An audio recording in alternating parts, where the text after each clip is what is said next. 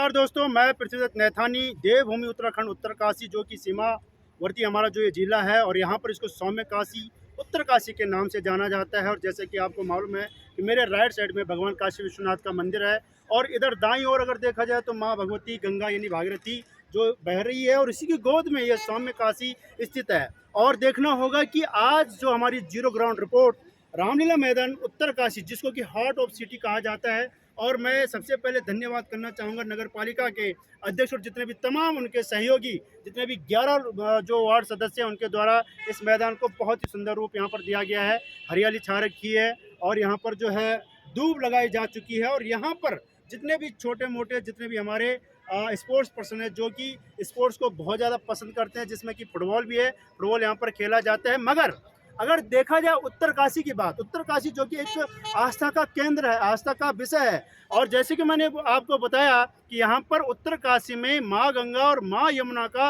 उद्गम स्थान है। इसी जिले से जो है माँ भगवती गंगा और यमुना का यहाँ पर जो है प्रभाव होता है। और प्रत्येक साल यहाँ पर यात्रा सीजन में कई श्रद्धालु भक्त, कई पर्यटन लोग, कई देश विदेश के लोग यहाँ पर आते हैं और बहुत ही आस्था का केंद्र है। आज मेरे साथ यहाँ पर बीजेपी के विस्तारक श्री जितेंद्र सिंह चौहान जी और जो कि टेरी लोकसभा के अपने आप में जो है एक अध्यक्ष हैं और जितेंद्र चौहान जी,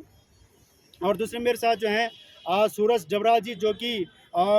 सेवा दल के संयोजक हैं। आज हमारे साथ खास और हमारा जो मेन मुद्दा और जो मेन सब्जेक्ट है वो ये है कि उत्तरकाशी, जैसे कि मैंने आपको बताया, यहाँ पर धार्मिक क्षेत्र है, धर्म की नगरी है और वैसे भी पूरे उत्तराखंड को धर्म की नगरी, देव नगरी कहा जाता है। मगर जहाँ तक बुच्चर खानों की बात और मीट मांस की अगर बात की जाए तो यहाँ पर पूरी तरह से प्रतिबंध होना चाहिए। और प्रतिबंध होना चाहिए जिससे कि यहाँ के जो हमारे जितेंद्र चौहान जी, उन्होंने प्रशासन को 2 बार लिखित रूप से, मौखिक रूप से प्रशासन को अवगत कराया, मगर प्रशासन कुंभकर्ण निद्रा में सो रखा है। अभी तक उन पर किसी भी प्रकार की कोई कार्यवाही नहीं हुई है। तो मैं सीधे चलता हूँ जितेंद्र चौहान जी के पास और पूछना चाहूँगा कि सर, अगर जितेंद्र जी, सबसे पहले आपका बहुत बहुत स्वागत। आपने शासन प्रशासन को जिस प्रकार से बुच्चड़खाना और मीट की दुकान बंद करवाने के संबंध में जब वहाँ पर लिखित रूप से और वहाँ पर वार्तालाप हुई तो आपको क्या उन्होंने जो है एक उद्देश्य दिया कि इसका बंद होना बहुत ज़रूरी है या नहीं ज़रूरी है, अगर बंद होना है तो कब तक होगा? अभी जब हमने जिलाधिकारी महोदय से मिलकर और उनको इस संबंध में ज्ञापन प्रस्तुत किया कि माँ गंगा का उद्गम स्थल, उस उद्गम जनपद स्थल है यह और बाबा के काशी विश्वनाथ की नगरी है, तो यहाँ पर जो माँ गंगा, जितनी भी मीट की दुकानें चल रही हैं, मांस की दुकानें चल रही हैं, वह सब माँ गंगा के तटों पर चल रही हैं, किनारे पर चल रही हैं, जो किसी भी मानक को या भारत सरकार के जीवों को पूर्ण नहीं करती हैं। वह पूर्णतः अवैध तरीके से गैर लाइसेंस रूप में चल रही हैं। तो आपका कहने का मतलब है कि उत्तरकाशी में जितने भी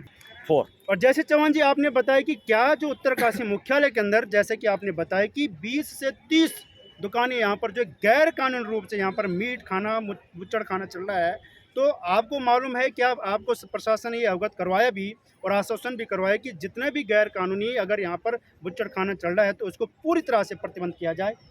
बिल्कुल, प्रशासन ने हमें आश्वासन दिया है कि इस पर बल्कि डीएम साहब ने त्वरित कार्रवाई करके आदेश जारी किए थे ये कि इस मीट मांस की जो भी गैर लाइसेंस दुकानें हैं, वैसे तो सभी गैर लाइसेंस दुकानें, एक के भी लाइसेंस नहीं है, ये हमें पूरी तरह कन्फर्म है।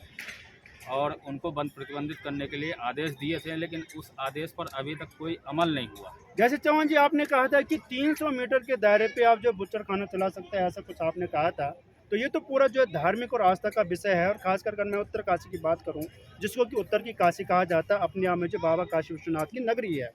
तो जो 300 मीटर के दायरे पे अगर यहाँ पर बुच्चड़ खाना चलेगा तो क्या ये स्वाभाविक है या चलना जरूरी है, पूरी तरह से इसको भी प्रतिबंध होना चाहिए? वैसे तो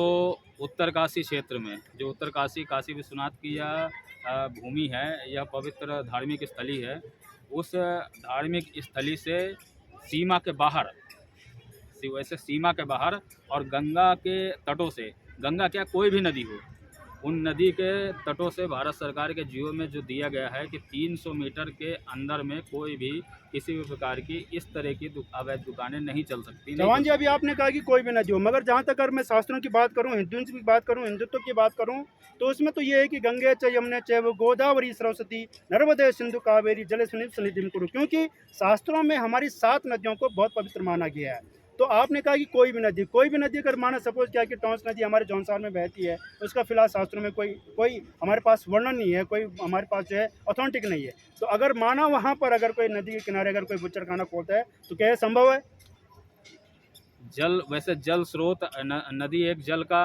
जल, क्योंकि उसी नदियों का हम पानी पीते हैं, जल पीते हैं, तो वह जल की स्वच्छता को बनाए रखने के लिए भी भारत सरकार ने अपने जियो में दे रखा है बाकायदे इसको, कि किसी भी नदी या जल स्रोत के 300 मीटर के अंदर में किसी प्रकार की इस तरह जिससे गंदगी फैल रही हो, उस तरह की दुकानें या कोई चीज़, कोई गतिविधियां नहीं हो जैसे सकती। कि आपने कहा कि जल ही विष्णु है, जहाँ पर जल की धारा दिखती है, हमें वो विष्णु के रूप में दिखाई देते हैं। और मैं अब सीधे जाना चाहूँगा सूरज डबराल जी के पास। सूरज डबराल जी, आप इस बुच्चड़खाने के बारे में क्या कहना चाहोगे? देखिए, उत्तरकाशी में जो आपने जैसे कहा कि बाबा काशी विश्वनाथ की नगरी है और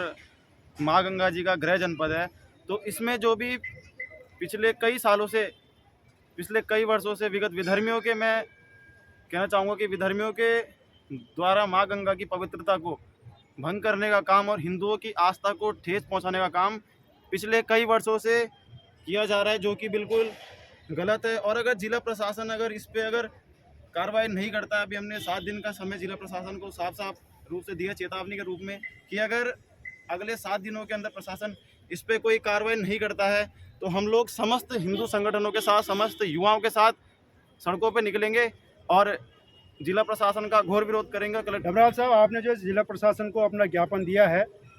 अंततोगतो जिला प्रशासन ने आपको क्या ये सजेशन दिया है कि ये मतलब जो भी आपको उन्होंने जो समय दिया है, समय के अंतराल में ये बुच्चड़खाना बंद हो सकता है?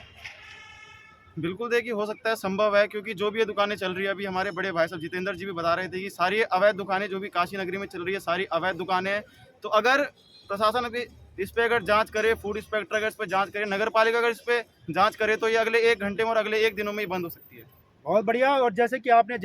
सूरज जी ने कहा था कि, मगर मैं भी ये कहना चाहूँगा कि जहाँ पर प्रशासन की अगर बात है, तो 2-3 साल से कोई भी प्रशासनिक अधिकारी यहाँ पर नहीं रह पाता, उनका तुरंत ट्रांसफ़र किया जाता है। और जो भी उनके द्वारा जो भी जियो, जो भी स्ट्रिक्टनेस यहाँ पे अपनाई जाती है, तब तक कोई दूसरा प्रशासन यहाँ पर जो है आ जाता है, मगर उसको समझने में लेट लग जाती है, देर हो जाती है, और फिर जो ये बुच्चड़खाने ऐसे जो है वापस संचालित किए जाते हैं। कहीं न कहीं जो है बुच्चड़खाना भी है, मांस मछली की दुकान है, ये किसी भी राजनीति के दबाव में आकर ही चलते हैं। बहुत बहुत धन्यवाद। मैं प्रतिपक्ष नैथानी, उत्तराखंड उत्तरकाशी देवभूमि रामलीला मैदान से।